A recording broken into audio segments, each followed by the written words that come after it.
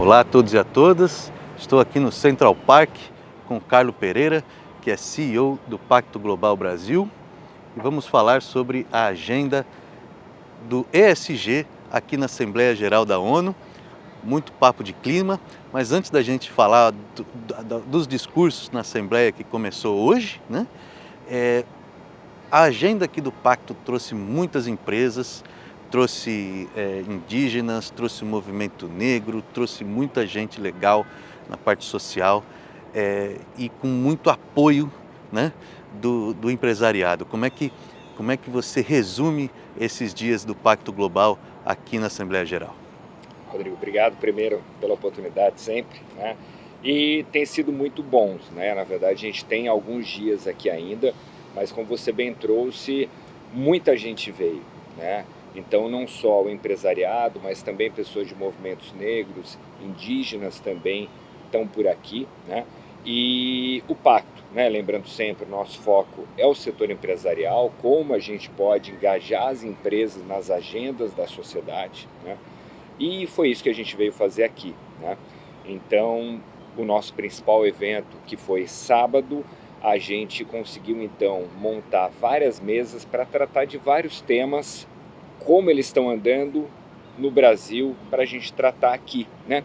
E primeiro, por que trazer para cá, né? Falei assim, bom, mas certamente bastante brasileiros, por que não fazer no Brasil, né? A gente sempre comenta isso. Porque na verdade é isso, né? Primeiro que tem uma questão de imagem do país, né? Que tem que ser trabalhada, sem dúvida nenhuma. A gente tem vários problemas em várias áreas, como qualquer país tem, né? Sim. E também, como outros países, nós também temos muitas coisas boas para mostrar. A gente busca trazer para esses eventos um público de estrangeiros qualificado, né? Tá. Então, desde imprensa, a gente tem investidores, a gente tem gente de algumas instituições multilaterais, organismos internacionais, para que então a gente possa não só mostrar o que está acontecendo lá, mas debater o que está acontecendo lá, né? Para que a gente consiga levar outras práticas para o Brasil também, para a gente sempre melhorar, e não só melhorar, mas também conseguir alavancar o que a gente já tem de bom. Porque isso deu para notar mesmo, falando com as empresas, elas tinham uma agenda intensa aqui de reuniões, de eventos, né? Estiveram presentes junto com o Pacto, debatendo e tudo mais, mas também fizeram muitos negócios aqui. Eu acho que isso é importante. E aí, até para a gente emendar no contexto que a gente está vendo aqui, quer dizer, hoje o Antônio Guterres, que é o chefe aí da ONU, né? Ele teve palavras duras, é, realmente pedindo para que o mundo pare de falar e comece a fazer, né? É isso. Como é que essas palavras chegam, né, ao Pacto Global e ao empresariado? Olha, sem dúvida nenhuma, líder das Nações Unidas, né? Mas não só ele, vários presidentes também que falaram hoje, falaram muito claramente com relação a clima, por exemplo, né? Qual que é a grande preocupação? A gente sabe que a gente já estava vivendo um momento anticíclico global e ainda por cima acentuado com guerra, né?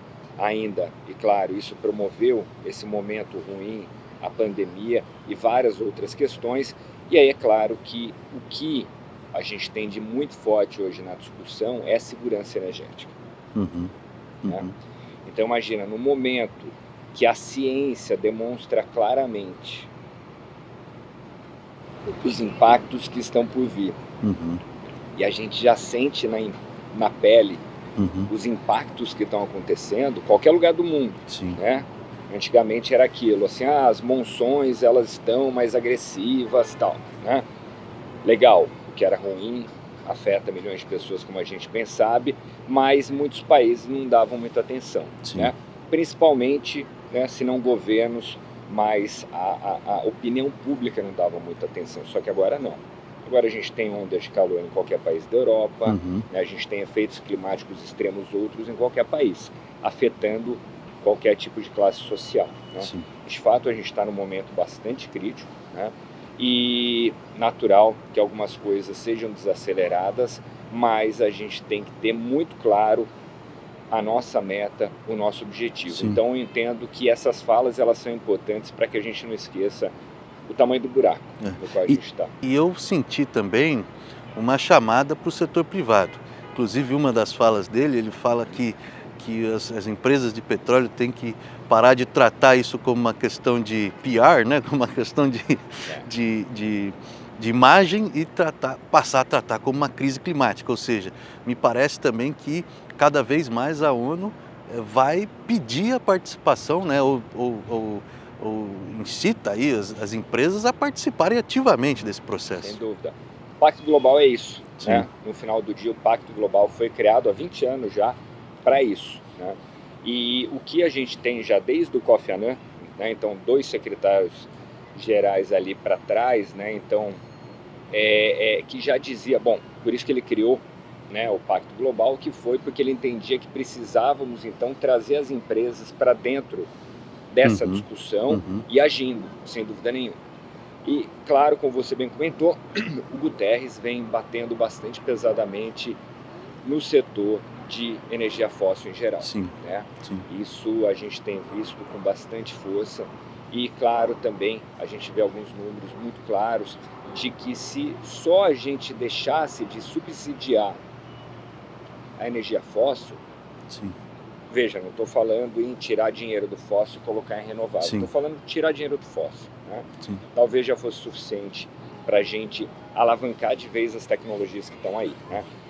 A gente viu no evento do Pacto Global da SED ontem, né, 2 falas bem interessantes nesse sentido, né, que a gente muitas vezes a gente perde tempo falando em tecnologia, né, e olha, as 2 falas vieram nesse sentido ontem, né, e que assim, tecnologia está aí, Sim. tecnologia está aí, né, o que a gente precisa fazer é de fato colocar esforços, colocar dinheiro onde a gente tem que colocar, né?